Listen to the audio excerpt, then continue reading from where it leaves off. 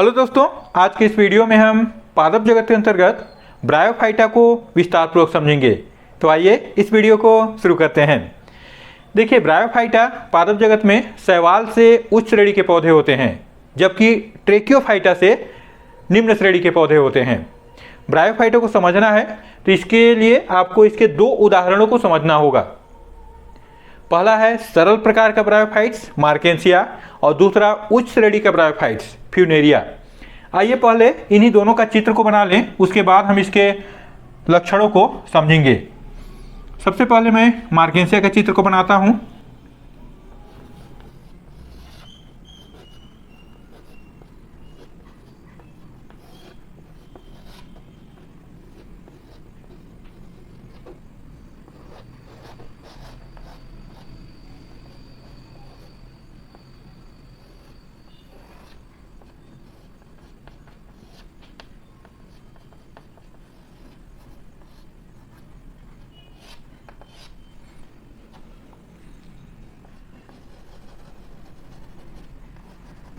ये कुछ फोल्ड हैं, ये दिखाई दे रहे हैं यहाँ पे।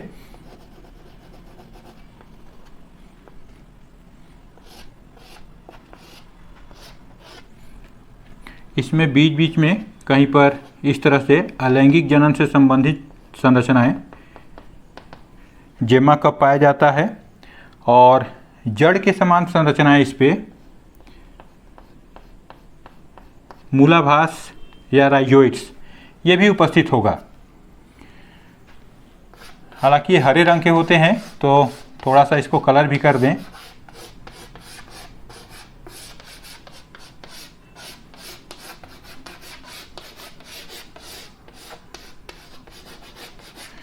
ये हो गया मार्केंसिया का चित्र। अब चलिए एक फ्यूनेरिया का भी बना लें, उच्च श्रेणी का जो ब्रायोफाइट्स है।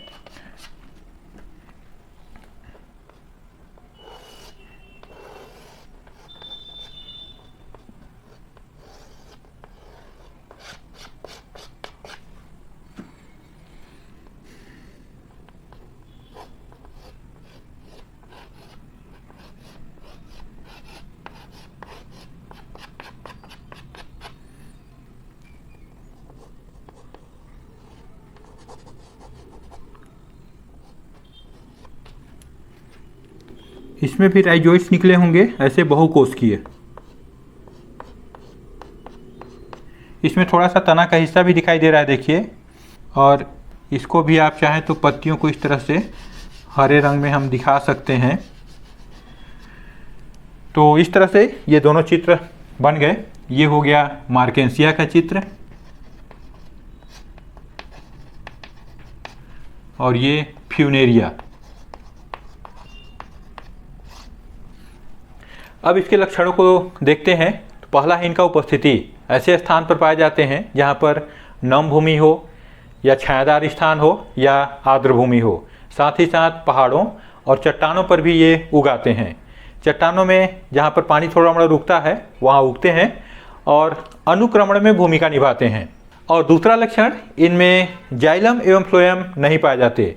साथ ही साथ इसमें पुष्प भी नहीं लगता, इसलिए ये असंवहनीय तथा अपुष्पोद्भिद पादप होते हैं। तीसरा, इनका जो शरीर है, इस शरीर को पादपकाय कहते हैं और पादपकाय स्पष्ट रूप से जड़, तना और पत्ती में विभक्त नहीं होता। इनमें जड़ के समान जड़ सम और तना के समान तना सम और पत्ती के समान पत्ती सम संरचना पाए जाते हैं। सामान्य प्रकार का ब्रायोफाइट्स जैसे मार्केंसिया में देखिएगा तो इसमें जो पादपकाय है थैलस सुकाय का बना होता है।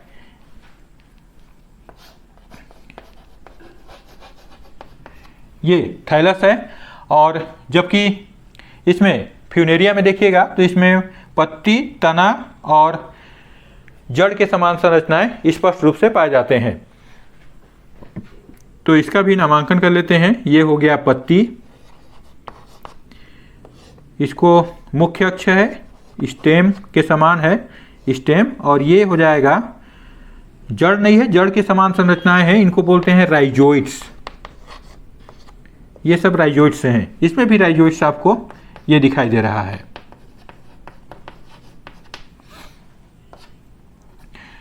तो इस प्रकार हम कह सकते हैं कि इनका पादप का यह शरीर चपटा पत्तीनुमा होता है सुकाया थैलस का बना हुआ, उदाहरण मार्केंसिया, या पत्तीनुमा, तनानुमा और जड़नुमा संरचना का बना होता है, उदाहरण फ्यूनेरिया।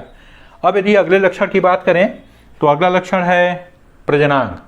मार्केंसिया एक लिंगी पौधा होता है, जबकि फ्यूनेरिया उभयलिंगी। इसका जो ब्रांच निकलेगा, ये जैसे यहाँ मान लीजिए एक आध शाखा और रहता तो किसी पार्ट में मेल रहता, किसी में फीमेल। ये फीमेल है, कैसे पहचानेंगे उसको बताऊंगा मैं आगे। तो चलिए इसमें हम इसके लिंग को दिखा दें। इसका जो नर प्रजनांग होता है वह पूधानी कहलाता है, और मादा प्रजनांग, ये जो मादा प्रजनांग यहाँ पे बना रहे हैं, ये कहलाएगा इसका स्त्रीधानी। और इसको पहचानने का तरीका है, ये इस तरह से फ्लास्क नुमा संरचना यदि इसमें बना रहेगा तो आप समझिए कि यह स्त्रीधानी है, आर्केगोनियम। और यदि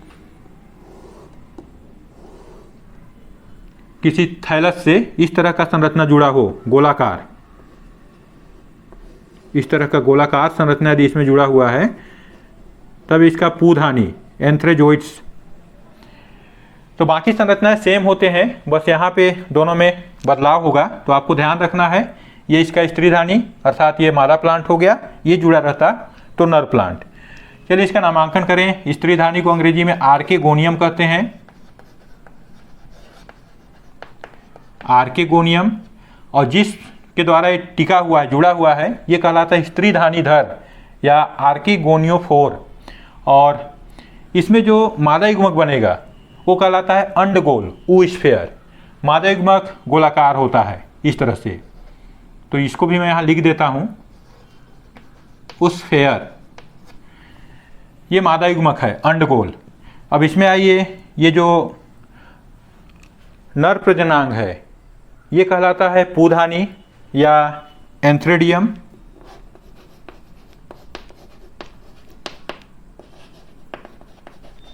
और जिस वृंत के सहायता से जुड़ा हुआ है, एंथ्रेडियोफोर। और इसमें जो नर युग्मक बनेगा वो कहलाता है पुमंडू, एंथ्रेजोइड्स। और उसका विशेषता है कि इस पुमंडू में 2 फ्लेंजिला निकले होते हैं, जिसके कारण यह चल होता है।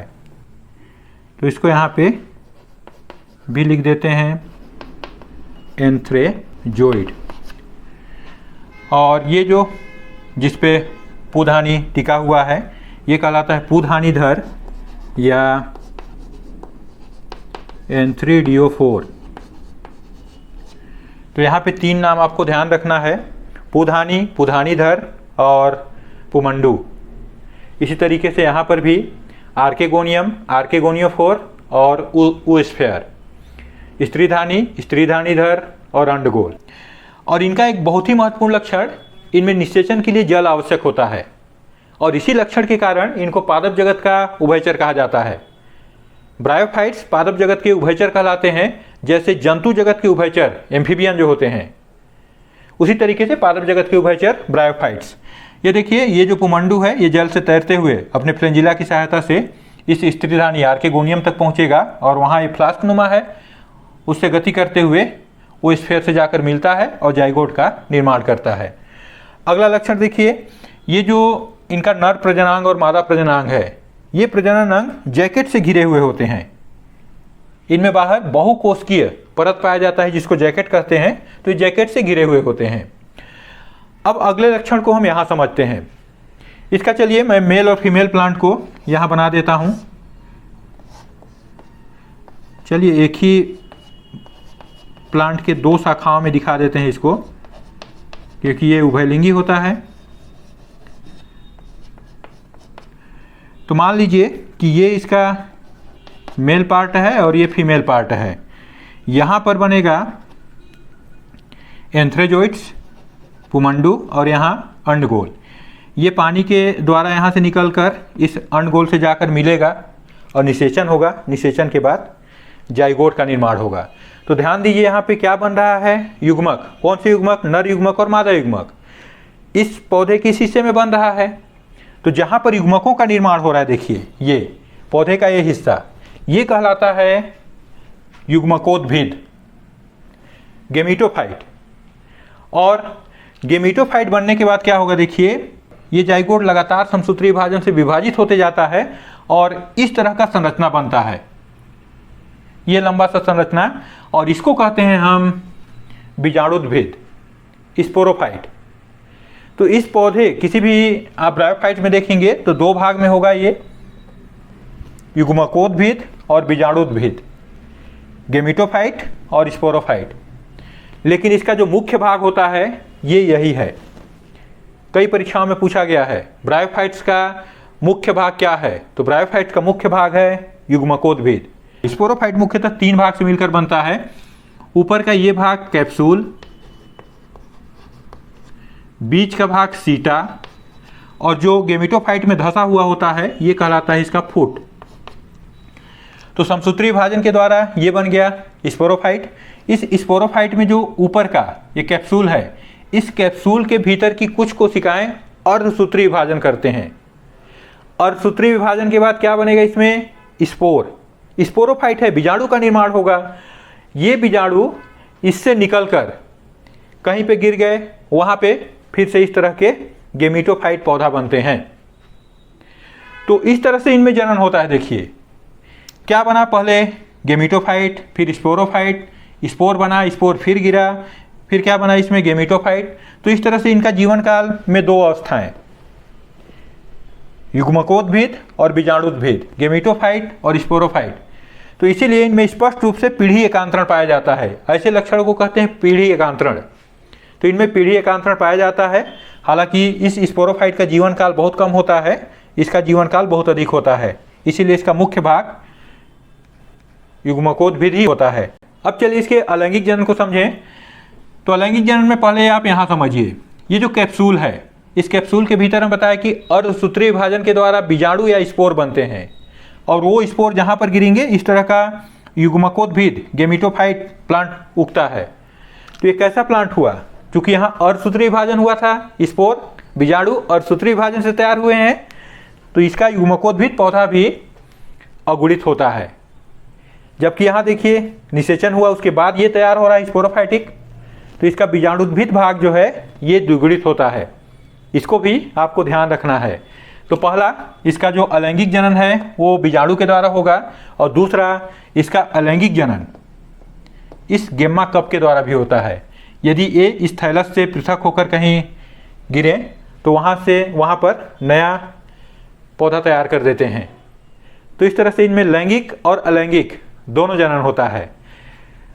इन सब को आप इस लक्षणों में शामिल कर सकते हैं। ब्रायोफाइटा का आर्थिक महत्व बहुत ही कम है। ये पादप अनुक्रमण में महत्वपूर्ण भूमिका निभाते हैं। जैसे मान लीजिए कोई चट्टान है, उस चट्टान पे उगाते हैं और पानी को अच्छे से अवशोषित करते हैं। मृत हो गए, ह्यूमस बना, फिर उगे, फिर मृत हो गए, इस तरह से कई क्रम चलता है, और हजारों सालों के बाद उस पहाड़ या चट्टान में वहाँ पता चलता है कि घना जंगल का रूप ले लिया। यही तो पादप अनुक्रमण है। तो पादप अनुक्रमण में ये महत्वपूर्ण भूमिका निभाते हैं। ये कुछ जंतुओं के चारे के रूप में भी उपयोग में लाए जाते हैं। सूखे हुए को ईंधन के रूप में भी उपयोग में लाया जाता है।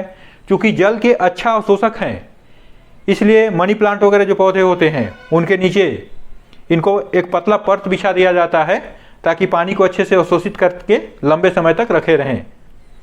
तो ये इनका आर्थिक महत्व हो गया। तो दोस्तों इस तरीके से आप ब्रायोफाइटा को समझ गए होंगे। यदि यह वीडियो अच्छा लगा तो इसे लाइक कीजिए, चैनल में नए आए होंगे तो इसे सब्सक्राइब कीजिए और दोस्तों के साथ शेयर कीजिए।